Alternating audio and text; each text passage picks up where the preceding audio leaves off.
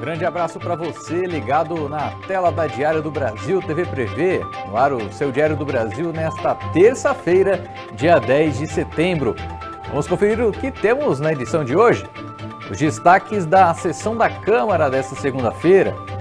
Instituto Nacional de Meteorologia alerta para onda de baixa umidade em ao menos 12 estados. E tem uma matéria explicando sobre a perda natural da memória. Isso e muito mais você vai ver aqui no Diário do Brasil. E volta já.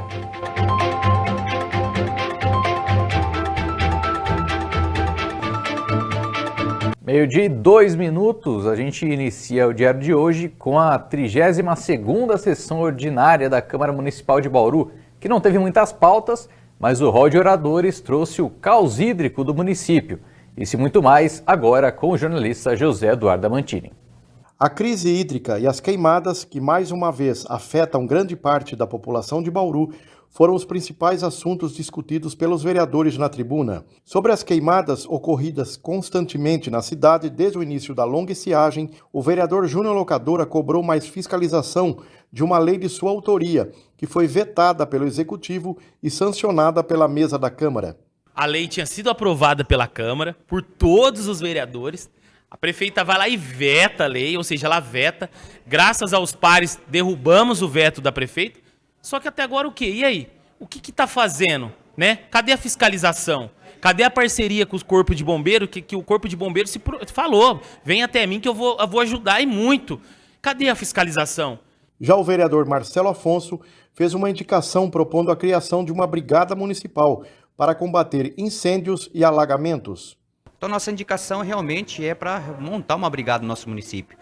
Falamos sempre de integração de cidades. A cidade de Botucatu já existe desde 2017 e lá a evidência para incêndios é a proporção muito maior. Uma zona rural forte, né, com eucalipto e também cana-de-açúcar, e vimos que a evidência lá com esses fogos lá é bem menor. Então a nossa ideia, a nossa indicação é uma brigada, né, ali na região da Avenida Rodrigues Alves, na altura centro-bairro, né, que a logística também é excelente, e trazer os coordenadores da própria secretarias e também um corpo das secretarias como brigadistas que ficariam de plantão, e isso incentivaria também os funcionários de carreira.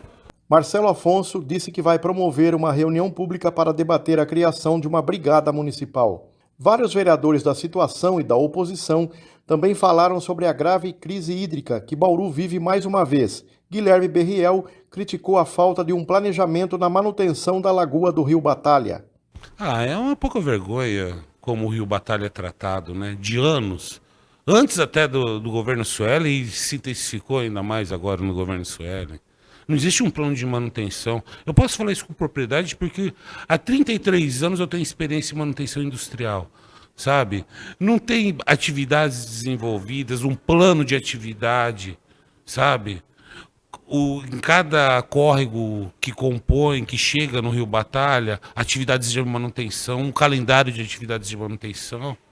Então, de anos, tinha que ter uma equipe própria de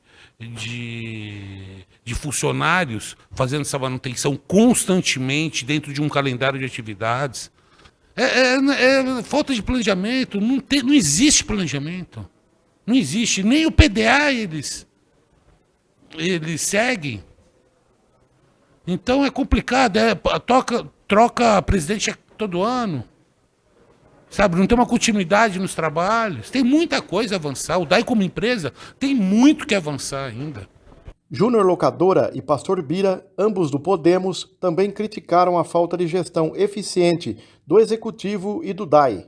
O novo presidente do DAI chegou agora. Mas também não podemos esquecer que a prefeita está há 3 anos e meio. Então a culpa de quem quer é da prefeita. É a prefeita que não fez a gestão.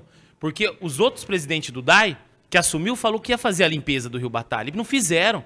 Não fizeram a limpeza, porque se tivesse feito a limpeza do rio e lá tivesse água hoje, as pessoas não estavam sofrendo. Então temos que ser justo e sincero.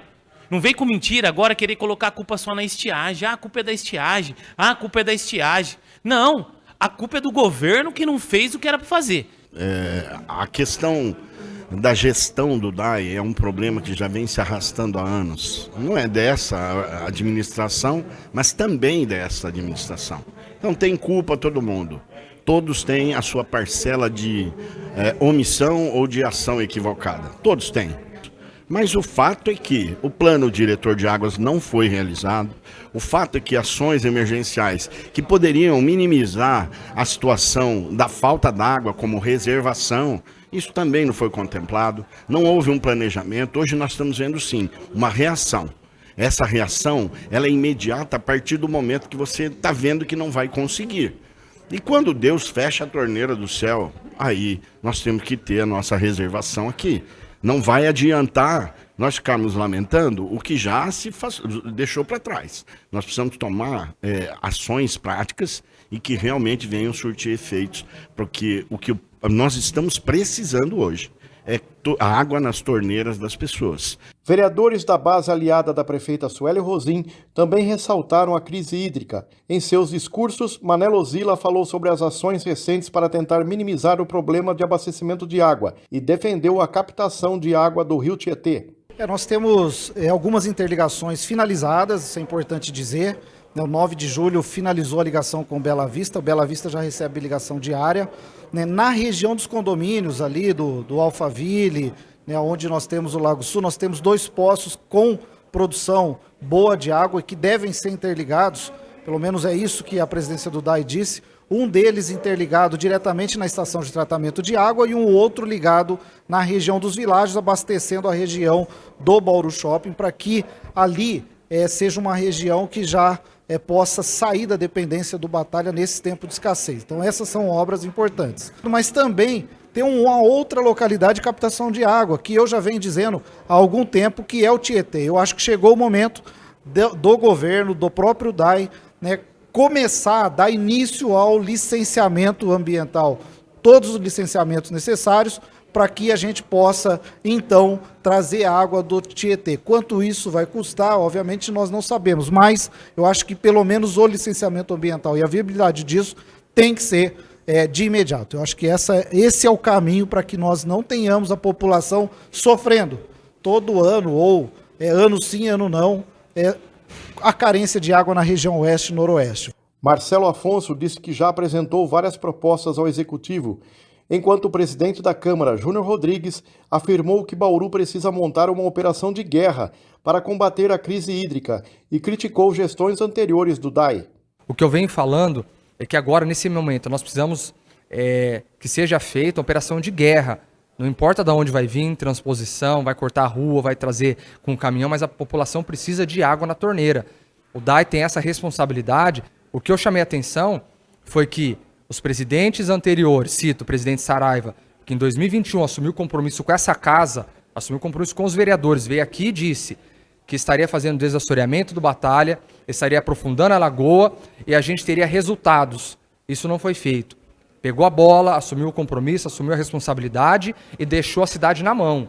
Deixou a prefeitura na mão, o DAI na mão e não fez. Colocou uma máquina do DAI, o serviço não foi executado, não terceirizou isso e hoje nós estamos vendo o reflexo. Então, o que poderia ter sido feito lá atrás não foi feito e hoje a gente está pagando as consequências.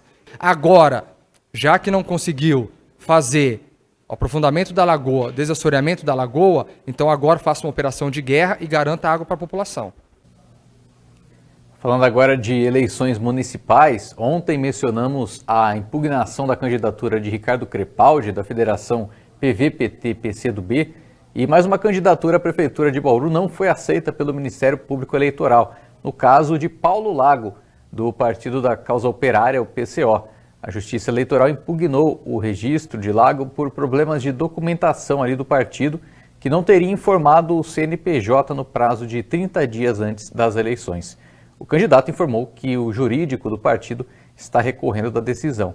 Assim como Crepaldi, Lago ainda pode seguir com a sua campanha. Agora um recado para você que ainda não atualizou o aplicativo e-Título. É importante realizar essa atualização para garantir tranquilidade e facilidade no momento da votação. De preferência, atualize o quanto antes, para evitar eventuais filas virtuais nas vésperas da eleição. Para realizar o procedimento é simples, basta acessar a aba de atualização de aplicativos nas lojas virtuais, seja no Google Play e da Apple Store, no seu smartphone, e clicar em atualizar. Fazendo isso, o e-Título já vai estar com a versão mais recente disponível. Para a votação é preciso apresentar um documento oficial com foto. Para quem quiser se identificar apenas pelo e-título, o perfil no aplicativo precisa vir com foto, o que só é possível por meio de cadastramento biométrico prévio aí na Justiça Eleitoral. Agora a gente volta a falar novamente da estiagem no Brasil. Um cenário extremamente preocupante. Você confere imagens da mancha de ar seco que estava no Brasil ontem, no período da tarde. Ela ocupou uma área de mais de 670 mil quilômetros quadrados. E o cenário não é tão diferente de hoje não, viu?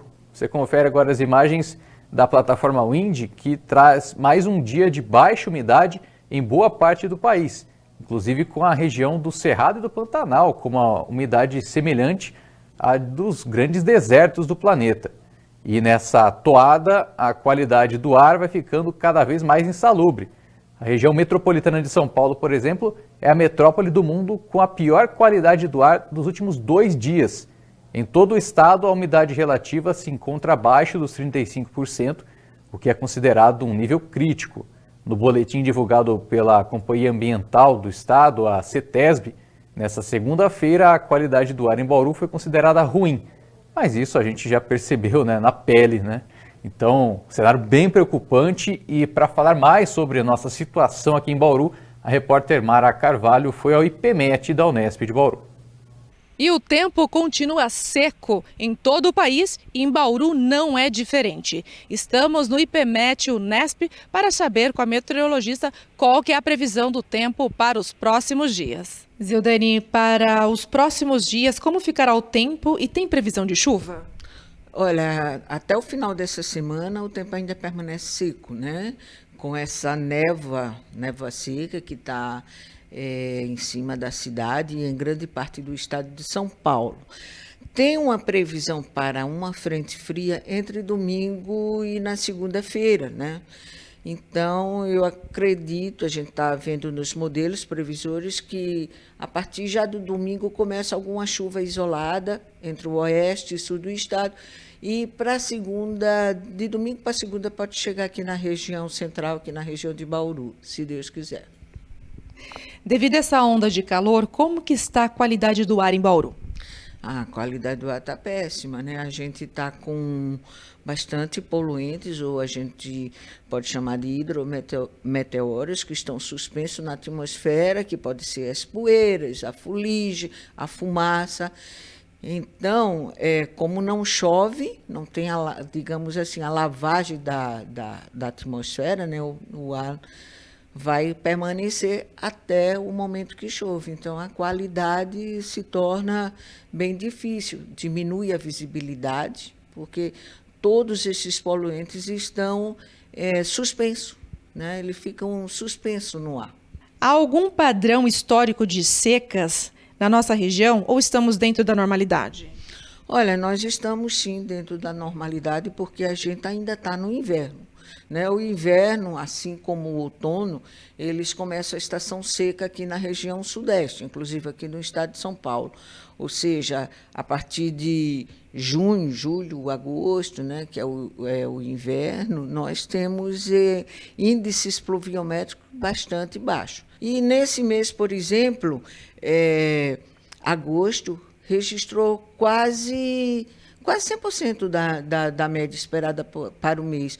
Ele registrou, ficou só em torno de 14% abaixo da média. Quer dizer, foi ruim em relação à questão, né, da chuva, mas não foi como outros anos. Então, é normal que aconteça, embora, assim, esse período que a gente está, já são 15 dias sem chuva na cidade, parece que é bem maior, né, por conta do que a gente está passando, dessa massa de ar quente, sem chuva, qualidade do ar ruim. Então, tudo isso interfere e aumenta assim, na sensação que a gente tem de dias, né, de dias não muito bons, digamos assim. Em relação às queimadas na nossa região, inclusive em Bauru, elas influenciam no clima? E quais impactos elas podem ter na previsão do tempo? Olha, eu não digo assim exatamente no clima, eu digo mais no meio ambiente, né? Porque você queimando, né? Você está fazendo o quê? Você está desmatando, você está carregando o ar com a fuligem, com poeira. Então, ela causa muito impacto, né, na questão. Para o clima, por exemplo, o desmatamento é muito ruim, porque você tem um albedo maior de uma superfície mais lisa do que uma superfície com vegetação, né?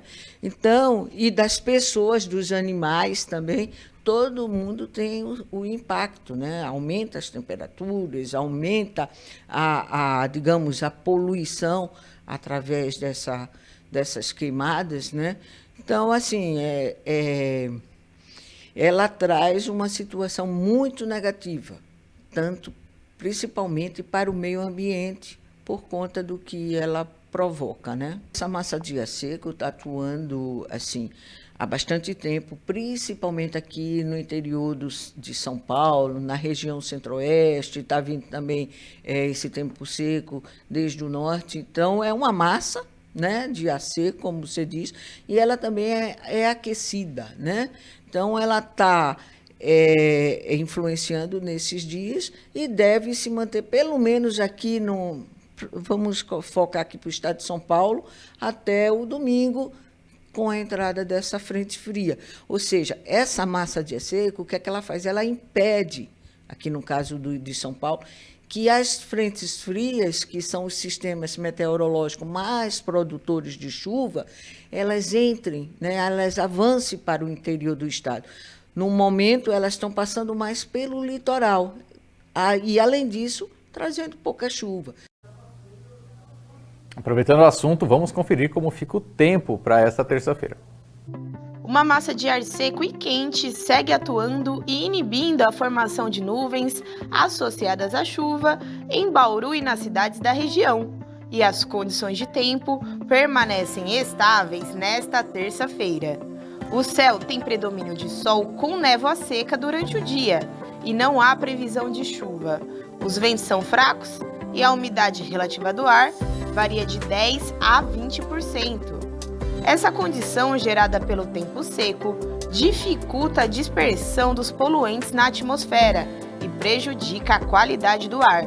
Por isso, é recomendado manter atenção à hidratação do nariz e dos olhos, beber mais água e evitar exposição ao sol no período mais crítico do dia, principalmente no período da tarde. Já as temperaturas seguem elevadas. Em Bauru, a mínima atingiu 22 graus e a máxima prevista é 36 graus. Segundo a meteorologia do IPMET-UNESP, as demais cidades da região do Centro Paulista também seguem um padrão de variação de temperatura e umidade, com predomínio de sol, com névoa seca e sem previsão de chuva. Rápida parada no diário e na volta você confere uma matéria sobre a perda natural da memória. Agora, meio-dia e 19 minutos. O diário volta já.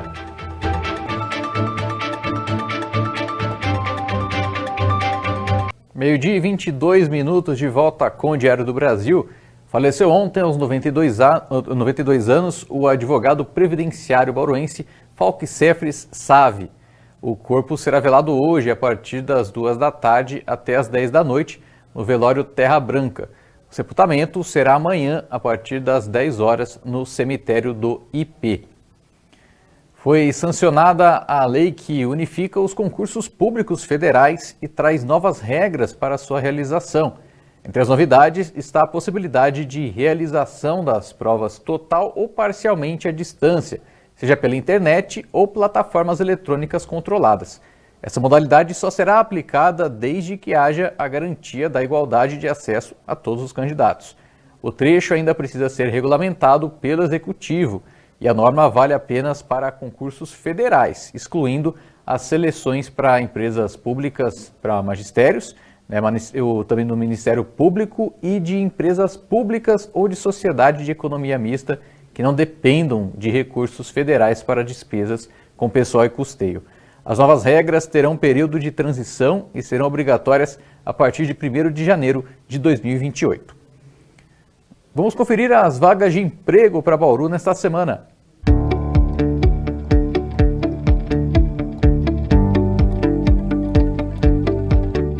As vagas do Emprega Bauru desta semana são para operador de televendas, auxiliar de encanador, encanador, auxiliar de limpeza e conservação, encarregado de produção, ajudante de motorista, motorista, vendedor, instalador de sistemas de segurança, auxiliar de loja, auxiliar de limpeza, atendimento de salão, auxiliar de cozinha, projetista, marceneiro, pintor automotivo, auxiliar de montagem, zelador, coveiro, consultor de seguros de vida e previdência, porteiro, tapeceiro para sofás residenciais, caixa, auxiliar administrativo, corretor de seguros de vida e previdência, açougue, peixeiro assistente, empacotador, vendedor ou vendedora, auxiliar de padeiro, açougueiro, auxiliar de serviços gerais na área de limpeza e organização, auxiliar de cozinha, analista de NOC, supervisor de NOC, assistente de departamento pessoal, assistente de balcão, atendente balconista, padeiro e cozinheiro ou cozinheira. Para se candidatar às vagas do programa desenvolvido pela CDCOM, as inscrições devem ser feitas somente pelo endereço sites.bauru.sp.gov.br/empregabauru. Vamos falar de esportes aqui no Diário agora, com duas partidas das equipes bauruenses hoje. Primeiro, o Bauru Basquete, que entra em quadra em Votorantim pelo Campeonato Paulista. O Dragão enfrenta a Liga Sorocabana a partir das 7 da noite. Bauru pode confirmar, inclusive, a sua classificação já nesta terça-feira, uma rodada antes aí do término da fase de realinhamento. O Dragão não vai poder contar com o ala pivô Gemerson, que segue lesionado. Fora isso, o Bauru vai com o que tem de melhor para encarar a Liga Sorocabana. Quem também joga hoje é o SESI Vôlei Bauru pelo Paulista Feminino. A equipe, que vem de 3 vitórias em 3 partidas, encara o Pinheiros no ginásio Henrique Vilaboim, na capital paulista. O Pinheiros vem de derrota para Barueri e busca a recuperação contra Bauru naquele que deve ser a partida mais complicada para o SESI até aqui na temporada. O jogo entre SESI e Pinheiros começa às 8 horas da noite. Já o Noroeste não vai jogar até janeiro, quando disputa a Série A1 do Campeonato Paulista em seu retorno à elite estadual. Mas começa a ter suas primeiras definições pensando em 2025. O clube anunciou hoje a manutenção do técnico Moisés Egert, que comandou a equipe alvirrubra no acesso e vice-campeonato da Série A2. Muito bem. A gente fala agora de perda de memória. Além de ser uma decorrência de doenças como o Alzheimer, ela pode acontecer de forma natural. O repórter Leonardo Colombo conversou com um especialista para entender por que isso acontece. A perda de memória é uma experiência universal e inevitável que afeta todos nós em algum momento da vida.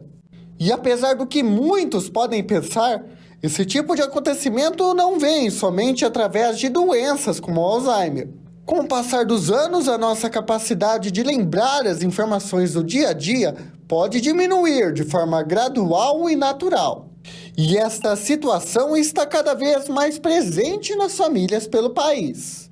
Estudos apontam que há uma prevalência de perda de memória de aproximadamente 7% aos 60 anos e de até 25% depois dos 80. Diante desta realidade, a procura por especialistas tem sido cada vez mais recorrente e essencial. O Gustavo é neurologista e explica o que caracteriza esta perda de memória de forma natural. A questão que a gente chama de perda cognitiva aceitável, vamos dizer assim, para a idade, seria, na verdade, principalmente a progressão cronológica, né? Então, pela atrofia cerebral, pela perda natural de neurônios, que deve acontecer de forma que não faça com que a funcionalidade dessa pessoa, com que as atividades dela sejam comprometidas. E isso seria a perda natural de memória, né? A partir do momento que começa a ter uma dependência de terceiros, é uma perda para a realização das atividades instrumentais de vida, principalmente, e quando casos mais graves, para a perda das atividades básicas de vida, como tomar banho, se trocar, higiene pessoal, aí já passa a ser algo patológico, já não é mais a perda natural de memória, né? O profissional também conta que o corpo dá alguns sinais diante deste tipo de situação. A partir do momento que você começa a repetir diversas perguntas várias vezes, a pessoa, às vezes o paciente se perde fora de casa, tem dificuldade já para realizar atividades que previamente conseguia realizar e já está necessitando do auxílio de uma outra pessoa, isso já mostra que há uma perda maior, né? Um transtorno cognitivo realmente que indica ser patológico. Então, a partir do momento que começou, mesmo que de forma mais leve, também ou esteja progredindo ou tenha sintomas maiores como esse, precisa sim da avaliação médica para um tratamento, da identificação de qual é o problema, né, qual é a etiologia, a causa dessa dificuldade de memória, para a partir daí poder o médico diagnosticar e traçar o melhor tratamento. E para prevenir ou até mesmo retardar a perda da memória, o médico reforça que é preciso adotar alguns hábitos. Então, principalmente, o controle dos fatores de risco, né? Então, cardiovasculares seriam um dos pontos muito importantes. Então, o paciente que tenha diabetes, problemas cardíacos, hipertensão, obesidade, né? Controlar os fatores de risco cardiovasculares de forma a não ter essas lesões secundárias cerebrais que gerem um transtorno cognitivo. O tratamento também de uma condição neurológica, por exemplo, o Alzheimer, apesar de não ter cura, também vai ter o tratamento, então ele diminui a progressão, diminui sintomas com o tratamento, né? Até situações mais simples como uma rotina médica, né? Regular, para potencializar a recuperação ou até um diagnóstico precoce de uma condição que possa levar à perda de memória. Envelhecer pode ser um verdadeiro desafio, mas com o apoio de especialistas e de quem nós mais amamos, é possível atravessar por essa fase. Chega ao fim o nosso Diário do Brasil desta terça-feira. Para rever as reportagens, acesse as nossas redes sociais. Camila Fernandes traz mais informações para você na edição da noite. Obrigado pela sua companhia, tenha um ótimo dia e até amanhã.